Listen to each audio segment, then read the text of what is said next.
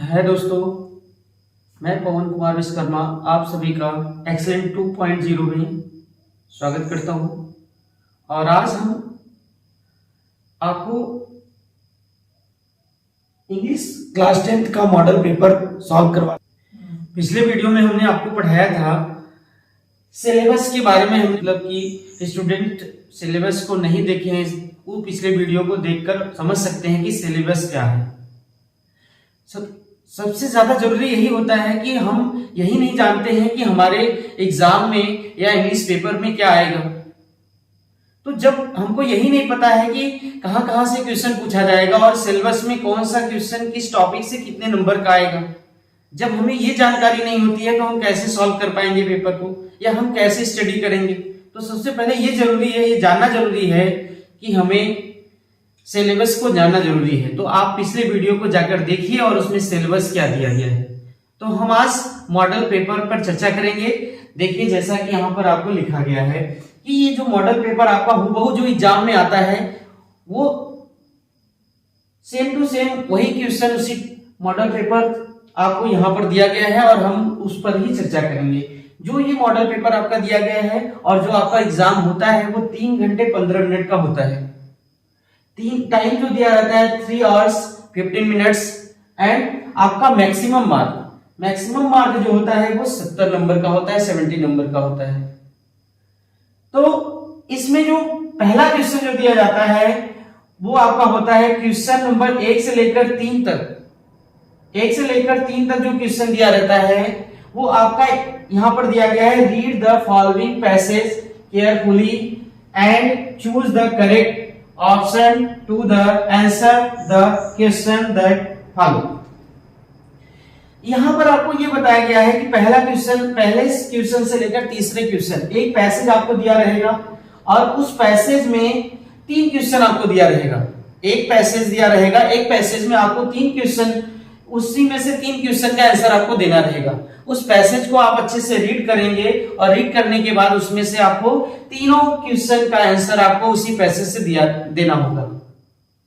तो एक क्वेश्चन जो पहला पैसेज दिया रहेगा, हम यहाँ पर पैसेज के बारे में डिस्कशन नहीं कर रहे हैं, लेकिन पैसेज आपका एग्जाम में दिया रहेगा।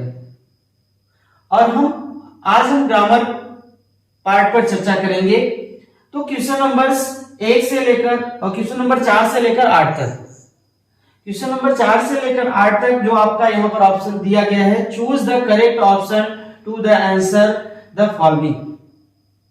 यहां पर आपको दिया है कि चूज माने चुनिए, द करेक्ट ऑप्शन माने सही विकल्प, टू आंसर द फॉलोइंग। यहाँ पर जो भी क्वेश्चन दिया गया है उसमें से आप सही विकल्प को चुनिए और उसका आंसर आप दीजिए। आपको एग्जाम में OMR शीट मिलेगा और उसमें 1 से लेकर 20 तक जो क्वेश्चन दिया रहेगा वो 1 से लेकर 20 तक जो क्वेश्चन आएगा वो पार्ट ए में आता है। और दूसरा जो पार्ट आपका दिया रहता है वो पार्ट बी होता है, वो ऑप्शनल नहीं होता है, वो रिटेन होता है आपका। तो ऑप्शनल जो आते हैं वो पार्ट ए में आते हैं और 1 से लेकर 20 तक जो क्वेश्चन आपका दिया रहेगा वो आपका ऑप्शनल क्वेश्चन रहेगा।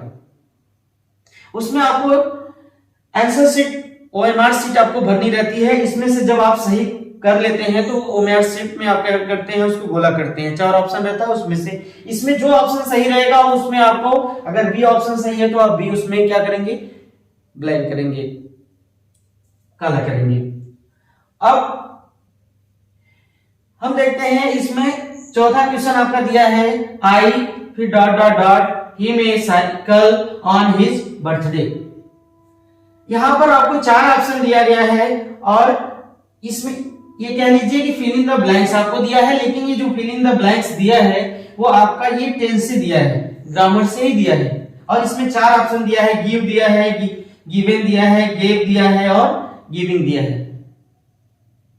तो अब हम चेक करते हैं कि कौन सा ऑप्शन सही है। कैसे हम चेक करेंगे कि कौन सा ऑप्शन सही है? हम सबसे पहले हम ये देखेंगे कि इसमें कौन सा ऑप्शन नहीं सही है। जब हम कौन सा ऑप्शन नहीं सही है तो उसके बाद हम पता लगाएंगे कि कौन सा ऑप्शन सही है। तो इसमें आपका दिया गया है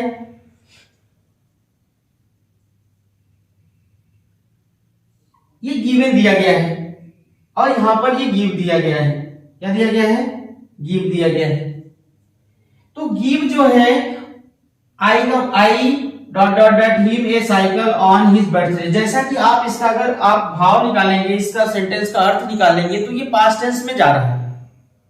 तो I gave him a cycle on his birthday.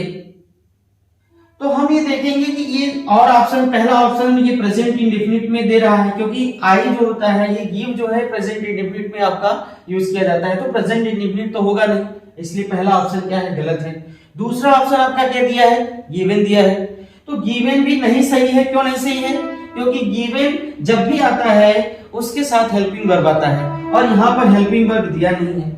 अच्छा, गिवन जब आता है तो वहां पर या तो सेंटेंस प्रेजेंट परफेक्ट में, या तो परफेक्ट में होगा, या प्रेजेंट परफेक्ट में होगा, पास्ट परफेक्ट में होगा, या फ्यूचर परफेक्ट में होगा, या तो पैसिव वॉइस में सेंटेंस दिया हो, लेकिन यहां पर आपका हेल्पिंग वर्ब आ ही नहीं रहा है। तो इसलिए ये क्या है? ये आपका दूसरा ऑप्शन भी गलत है, क्योंकि गिवन जब भी आता है ये क्या है? क्रिया का थर्ड फॉर्म है और गिवन जब भी आएगा इसके साथ हेल्पिंग वर्ब जरूर आएगा। तो हेल्पिंग वर्ब नहीं है, इसलिए गिवन ऑप्शन, ये वाला बी ऑप्शन गलत है।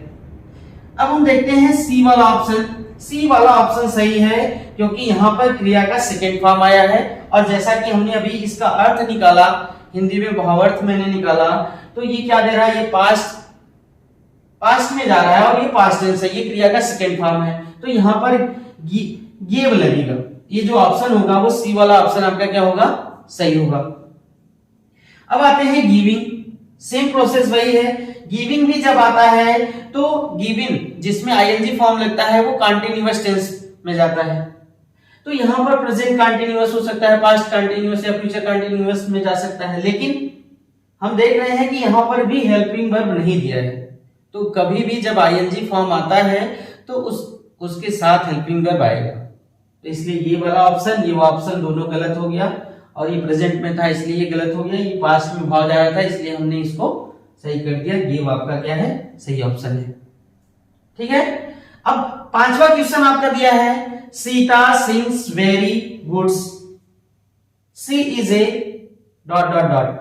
सीता सिंग्स, सीता जो है अच्छा गाती है, सीता बहुत अच्छा गाती है, तो ये क्या है? सीता अच्छा गाती है, सी इज ए, वो क्या है? सीता अच्छा गाती है तो वो क्या है? वो सिंगर है, वो डांसर है, वह म्यूजिशियन है, नॉन ऑफ दीज, इनमें से कोई नहीं। अगर सीता गाती है तो स्वाभाविक सी बात है कि वो क्या होगी? वो सिंगर होगी। तो यहां पर ऑप्शन आपका क्या होगा? सिंगर सही होगा। और ये जो दिया गया है ये भी क्या है? ग्रामर पोर्शन से ही है। और ये जो क्वेश्चन दिया गया है आपका, ये वन वर्ड सब्स्टिट्यूशन से है। मतलब अनेक शब्दों का क्या है? एक शब्द। अब यहां पर दिया गया है which of the following is correctly spelled. छठवां क्वेश्चन आपका दिया गया है which of the following correctly spelled. अब ये क्या है? ये वर्ड पावर है आपका। वर्ड पावर से क्वेश्चन देता है करेक्टली स्पेल्ड और मिस स्पेल्ड। दो क्वेश्चन आपका देता है करेक्टली स्पेल्ड और मिस स्पेल्ड। तो यहां पर आपका दिया है करेक्टली स्पेल्ड का मतलब है कि सही विकल्प चुनना है आपको। ये सही विकल्प इसमें कौन सा होगा ये हमको क्या करना है? चुनना है। तो हम देखते हैं यहां पर पहला आपका ऑप्शन है वंडर। वंडर का मतलब होता है आश्चर्य और यहां पर दिया है WONDER, जो कि ये विकल्प आपका सही है क्योंकि ये इसका वर्ड मीनिंग सही है। दूसरा ऑप्शन क्या दिया गया है? ब्लंडर। तो ब्लंडर में देखो क्या होता है, यहां पर ए दिया गया है, ब्लंडर में ए दिया गया है और यहां पर हमेशा क्या होता है? ए नहीं होता है, यहां पर ई होता है। ब्लंडर में ए होता है। अब यहां पर थंडर दिया है, अब थंडर में यहां पर ओ दिया है, ओ नहीं होता है, यहां पर क्या होता है? ई होता है। इसलिए ये वाला ऑप्शन क्या होगा आपका? ये भी गलत है क्योंकि यहां पर ओ दिया है, यहां पर ए दिया है, ए नहीं होना चाहिए, ई होना चाहिए। यहां पर ओ दिया है, यहां पर ई होना चाहिए। यहां पर क्या है? ए है, यहां पर ए नहीं होना चाहिए, यहां पर ओ होना चाहिए। इसलिए ये क्या है? ये तीनों ऑप्शन क्या है? आपके गलत हैं और इसमें ये जो ए ऑप्शन है वो क्या है? सही है।